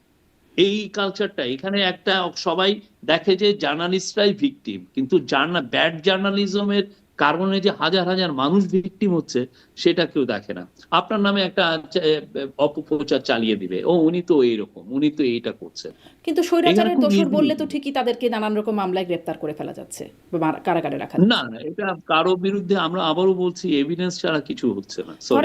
ধরেন এই যে যারা সাংবাদিকরা যারা আসলেই আওয়ামী লীগ আমলে নানান রকম তেলবাজি করতে প্রকাশ্যে দেখা যেত, তাদের বিরুদ্ধে হত্যা চেষ্টা বা হত্যা মামলা দিয়ে রাখা হচ্ছে, কি এমন এভিডেন্স সেখানে দেওয়া হচ্ছে যে তাদের বিরুদ্ধে সেটা কি এখন আমরা করেছি? না না করেন নাই, কিন্তু আপনারা তো মামলা প্রত্যাহার করছেন, 20,000 মামলা প্রত্যাহার করেছেন বলে সেদিনই উপদেষ্টা আসিফ নজরুল বলছিলেন আপনার সামনেই।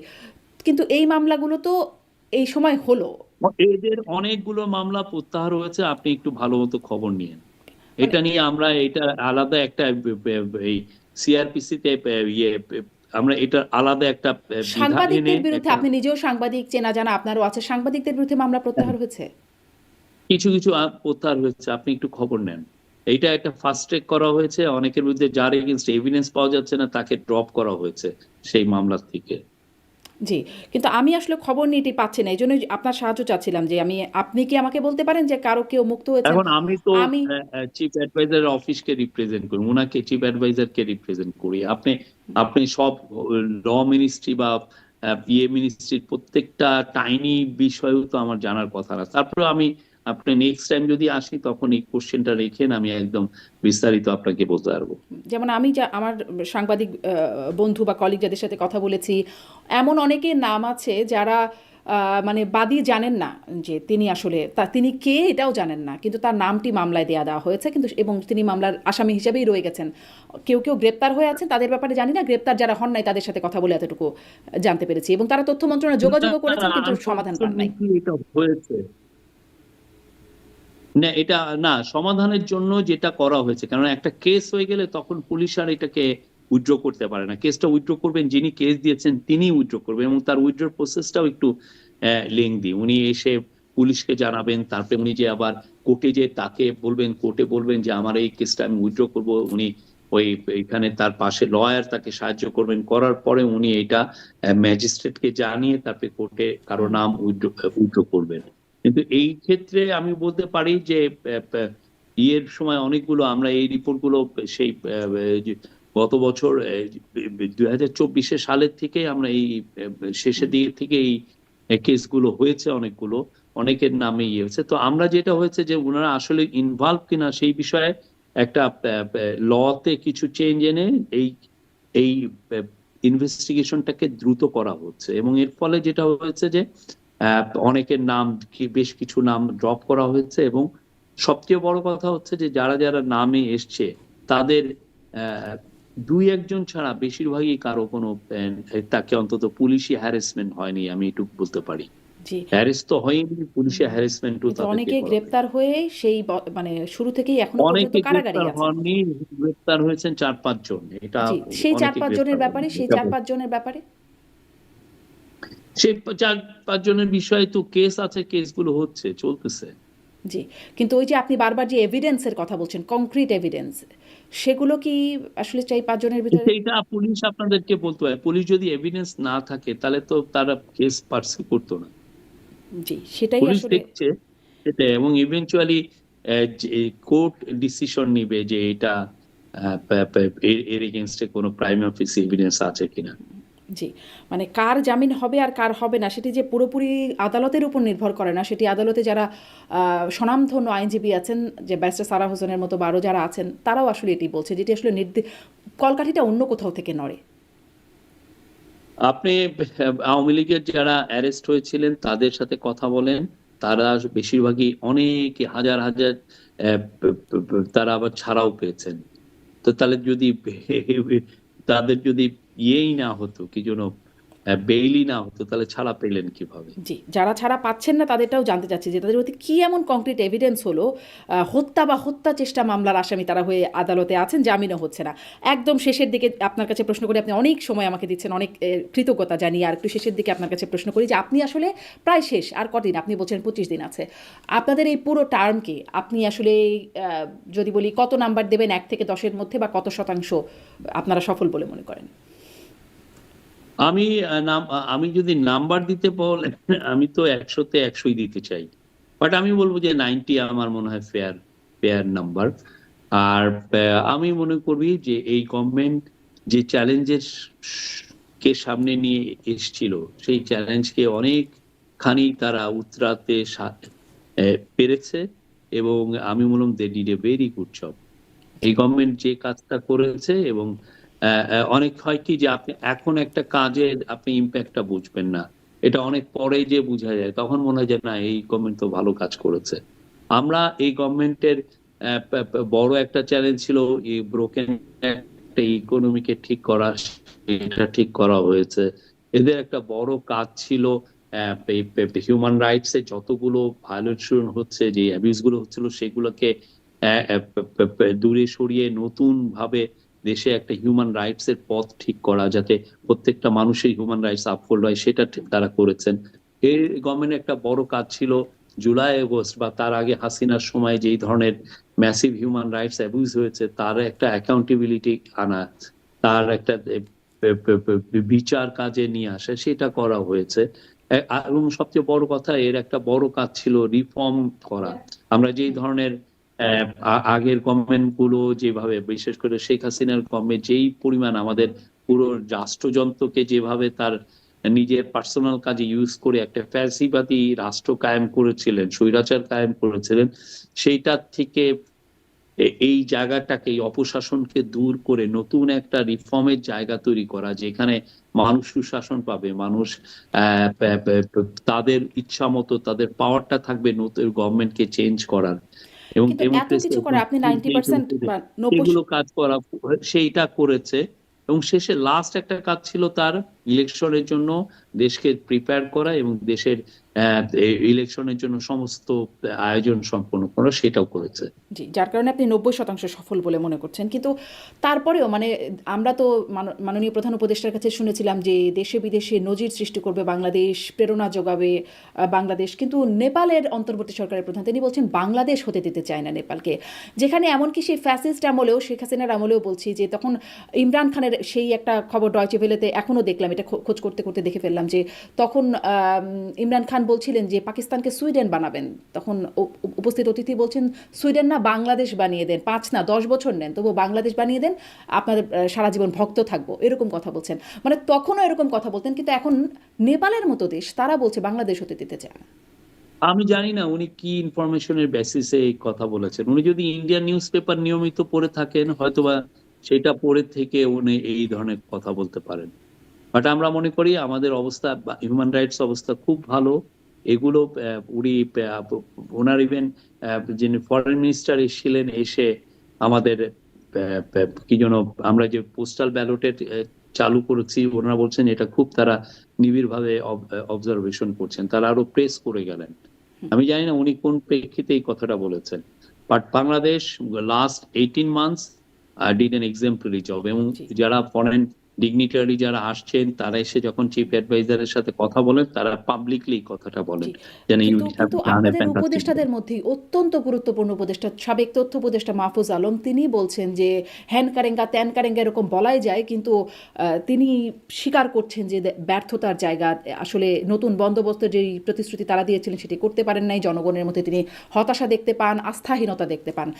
মানে গণ অভ্যুত্থানের মাস্টার মাইন্ড খ্যাত মানে সেই ব্যক্তি, অন্যতম গুরুত্বপূর্ণ, তিনি এরকম কথা বলছেন। না, আমি ওনার পুরো এটা পড়ি নাই, উনি কোন প্রেক্ষিতে এই কথাটা বলেছেন আমি জানি না। বাট আমি যেটা এই চিফ অ্যাডভাইজারের সাথে কাজ করে আমরা যেটা দেখছি, আর আমার আগে গভর্নমেন্ট, আমি জার্নালিজম করেছি 30 বছর, প্রত্যেকটা গভর্নমেন্টকে আমি 30 বছরের প্রত্যেকটা গভর্নমেন্টকে আমি কভার করেছি। আমি বলবো যে এরা যে এই গভর্নমেন্ট যে কাজটা করেছে এবং যে চ্যালেঞ্জের মধ্যে এসে এই যে কাজগুলো করেছে, এইরকম অতুলনীয় কাজ। জি এটা খুবই টাফ একটা, আপনার ব্যুরোক্রেসি, একটা ব্রোকেন ব্যুরোক্রেসি। আপনার পুলিশের আপনার কোনো রকমের কোনো আস্থা ছিল না যখন আমরা আসি, তাদের কনফিডেন্সের অভাব ছিল। এবং আপনি বাংলাদেশের যে ইকোনমির যে করুণ দশায় রেখে গিয়েছিল, সেইখান থেকে এই দেশকে তুলে এনে এই একটা রেসপেক্টের জায়গায় আনা, পিস অ্যান্ড স্ট্যাবিলিটি রেস্টোর করা। আপনি ধরেন জুলাই আগস্টের পরে যদি এক ধরনের হানাহানি হতো, এ ওকে মারছে, ও ওকে মারছে, সেটা তো হয় নাই। এ দেশে আমরা তো এক ধরনের পিস অ্যান্ড স্ট্যাবিলিটি হয়েছে হচ্ছে। তো, কিছু মবের কিছু ঘটনা আইসোলেটেড অনেক ঘটেছে, মানে সেটা আনপ্রেসিডেন্টেড মবের ছিল। ঘটনা বাংলাদেশের হিস্টোরিক্যালি অনেক জায়গায় হয়েছে। আপনি মবের ঘটনা যদি আপনি বলেন, আপনি আপনি তো নিউ ইয়র্কে থাকেন, নিউ ইয়র্ক টাইমসের 1972 14-15 মার্চের আপনি রিপোর্ট দেখেন খুলনায়, সেখানে বিহারিদেরকে কচুকাটা করা হয়েছে, ওদের রিপোর্ট অনুযায়ী 1000 বিহারিকে মারা হয়েছে সেই 1972। রিপোর্টটার উপরে আপনি ভরসা করছেন, আর বর্তমানে যে রিপোর্টগুলো আসছে সেগুলোর উপর আমি কেন না? আমি মবের ঘটনা আপনি দেখেন, শেখ হাসিনা লগি বইটা দিয়ে এনে নিজে মব তৈরি করে 12 জনকে পিটিয়ে মেরে ফেলেছেন। মব এগুলো হয় না? এগুলো কি মব ছিল না? নিশ্চয়ই নিশ্চয়ই, মানে তো এটি আসলে। আমরা আমাদের সাধ্যাতিক চেষ্টা করেছি যাতে জি মবকে কন্ট্রোল করা যায়, এবং অনেক ক্ষেত্রে আমরা সফল হয়েছি। হ্যাঁ, আবার অনেক ক্ষেত্রে অভিযোগ এরকম যে আপনারা পৃষ্ঠপোষকতা করেছেন। আপনি বলছেন আপনার জার্নালিজমের অভিজ্ঞতা এবং কোনো সরকারের। এটা আবার আপনি, এটা অ্যাবসুলেট মিথ্যা কথা। কোনো পৃষ্ঠপোষকতা করা হয়নি।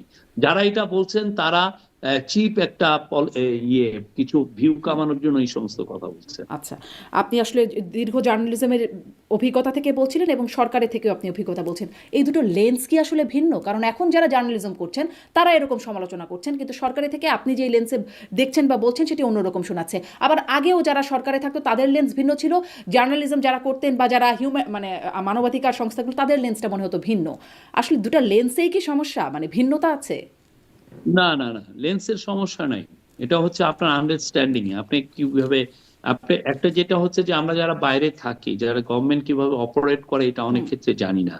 গভর্নমেন্ট যখন একটা ডিসিশন নেয় তখন অন্তত 100টা ভাবনা থেকে সে ডিসিশন নিতে পারে। আপনি যখন আপনি ধরেন একটা আরবান সেকুলার প্রোগ্রেসিভ লিবারেল একটা মানুষ, আপনি গভর্নমেন্টকে যখন একটা জিনিস চাচ্ছেন, আপনি আপনার ওই আর্থসামাজিক অবস্থা থেকে আপনি গভর্নমেন্টে চাচ্ছেন, গভর্নমেন্ট এটা কেন করে না, এটা করা উচিত। কিন্তু গভর্নমেন্টকে আপনি তো সবসময় তো গভর্নমেন্ট ওই কাজটা করতে পারে না। এই জন্য পারে না, তো গভর্নমেন্টের পুরো সবার চিন্তাটা করতে হয়, সব ধরনের মানুষের কথা চিন্তা করতে হয়।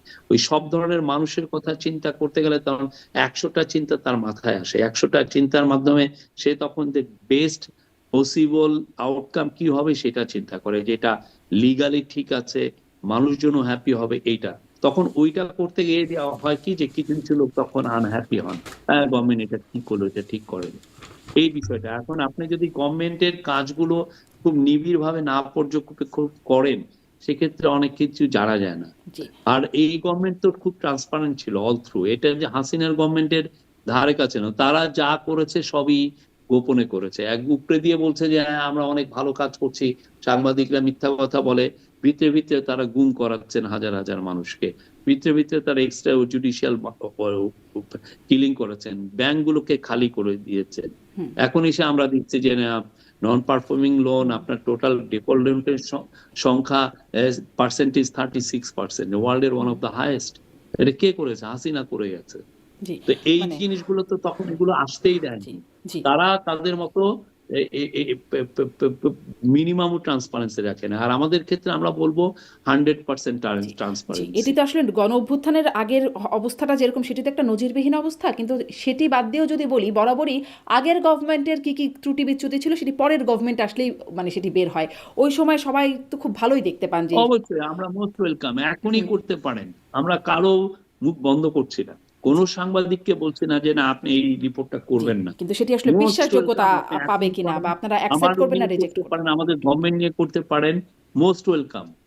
জি, কিন্তু তখন আবার অবশ্য অনুসন্ধান না, যাই হোক আমি এই প্রসঙ্গেই শেষ করি, অনেকক্ষণ কথা বলছি, একটা খুব হালকা বিষয় নিয়ে আপনার কাছ থেকে জানতে চাই শেষ করি, যে আপনি অনেক আলোচিত এবং সমালোচনাও হয়, আপনি নিজেও বলছিলেন যে অনেক রকম কথা হয় আপনাকে নিয়ে, আপনি নিজে শুনেছেন সবচেয়ে প্রশংসা বা আপনার ভালো লেগেছে কোন বিষয়টা, আর আপনার কাছে কি মনে হয়েছে আপনি খুব খারাপ রকমের সমালোচনা কি শুনেছেন? আমি খারাপ সমালোচনা তো করবেই, পাবলিক অফিস যেই হোল্ড করে তাকে খারাপ সমালোচনা করবেই, দিস ইজ দ্য কেস। কিন্তু ভালো যেটা হচ্ছে যে আমি প্রচুর ট্রাভেল করি উইদিন বাংলাদেশে, তো এখানে গেলে আমি দেখেছি যে সবাই আমাকে অ্যাপ্রিসিয়েটই করেন, আসেন, কেউ সেলফি তুলেন, কেউ কথা বলেন, ভাই আপনার ওইটা ভালো লেগেছে, এই ধরনের কথা বলেন, খারাপ লাগে না। পাবলিক অ্যাপ্রিসিয়েশন তো খারাপ লাগার কথা না। আর খারাপ লাগার নাই, তেমন কিছু নাই। কারণ আমি যেই জবটা করি, যে ধরনের কথা বলি, সেই কথা তো সবাইকে মুগ্ধ করবে না, সবাইকে তো সবার কানে খুব সুন্দর শোনাবে না। তো যে ফলে অনেকে বলে যে এই শফিক এটা কি বলে, বা এটা কি বলে, এই ধরনের কথা অনেকে তো, বা আমার যেটা হয়েছে যে ফেসবুকে আমি আগে যেই পরিমাণ লেখালেখি করতাম সেটা নিয়ে আমার অনেক বন্ধু ছিল, অনেকে না ওর সাথে বন্ধুত্ব রাখা যাবে, অনেকে আমার ফ্রেন্ডশিপ হয়তো বা কাট করছেন, করে হয়তো ফলো করছেন, এই this is part of life. But দিন শেষে আমি চেষ্টাটা করছি, আমি কি ভালো করার চেষ্টা করছি কিনা, আমি কি আমার ইয়েতে সন্তুষ্ট কিনা, আমি মনে করি what I have done is fine. উপদেষ্টা আসিফ নজরুল যেমন বলছেন যে তার আসলে দুঃখ লাগে, মানে সমালোচনা অনেক হয়, ভালো কাজ দেখে না, দুঃখ লাগে। তিনি বলছেন যে সাইবার বুলিংয়ের শিকার তিনি বুঝি সবচেয়ে বেশি হয়েছেন, তিনি এমনটি বলছেন। তার একটা দুঃখের বা কষ্টের কারণ আছে, আপনার এরকম কোনো দুঃখের কষ্টের কারণ নেই, কারণ আপনাকে না, নিয়ে সাইবার অনেকগুলো বুলিং টার্ম, হয়েছে। জি, অনেকগুলো টার্ম শুনি, বিশেষ করে একটা তো খুব শোনা যায়, শুনতে খারাপ লাগে, ডাস্টবিন শফিক বলে অনেকে আপনাকে, মানে আপনি এসব শুনলে কি না, খারাপ লাগে? ডাস্টবিন বলার কারণটা হচ্ছে যে শেখ হাসিনার যে একটা ওয়েস্ট ডাস্টবিন, সেখানে আমি একটা ময়লা ফেলেছিলাম। শেখ হাসিনাকে নিয়ে ডাস্টবিন করা হয়েছে, সেখানে আমি ময়লা ফেলেছিলাম, বইমেলা। ফলে আওয়ামী লীগের লোকগুলো এগুলো নিয়ে বলে। মানে আওয়ামী লীগের লোকগুলো এগুলো তো বলে, তারা তো দেখেন এই 18 মাসে মিনিমাম তাদের অনুতপ্ত নাই, তো তারা তো এক ধরনের ডিনায়ালে আছেন। আপনি যদি ডিনায়ালে থাকেন, অনেক কাজ আপনি করেন, এই ডিনায়ালটা খুব বাজে জিনিস। আচ্ছা, এই নিজেকে আয়নার সামনে মেলে ধরতে হয় যে আমার কি করলাম। হ্যাঁ, আর হাসিনা তো ডাস্টবিন তো খুব, আমি যে কাজটা করেছি খুব ক্ষুদ্র কাজ, আরো বড় কাজ করা উচিত ছিল। তাকে নিয়ে একটা বড় ঘৃণা স্তম্ভ তৈরি করে এখানে ঘৃণা প্রকাশ করা উচিত, জি, সে যেই ধরনের আপনি যে বললেন যে আসলে ভয়ানক কাজ ডিনায়াল বা করেছে। তাদের মধ্যে বিন্দুমাত্র অনুশোচনা, সেটি আপনি ওই আল জাজিরাটাতেও বলছেন, যদি আমি শেষ করতে চাচ্ছিলাম কিন্তু এটা বলাতে আবার একটু মনে পড়লো, দুঃখিত, যে আপনি সম্ভবত আজকেও বা গতকালও বলেছেন যে তাদের হয়তো কেউ বলছে না ওদের সুযোগ দেন, এবং আপনি আল জাজিরাতেও বলেছেন তাদের বিন্দুমাত্র রিমোটস নাই। কিন্তু ধরেন আন্তর্জাতিক মাধ্যমগুলোতে, গণমাধ্যমগুলোতে যখন শেখ হাসিনা সাক্ষাৎকার দিলেন, তখন তিনি একটা জায়গায় বলছেন আলটিমেট রেসপন্সিবিলিটি তিনি স্বীকার করে নিচ্ছেন, বা সাউথ চায়না মর্নিং পোস্টে তিনি বলছেন যে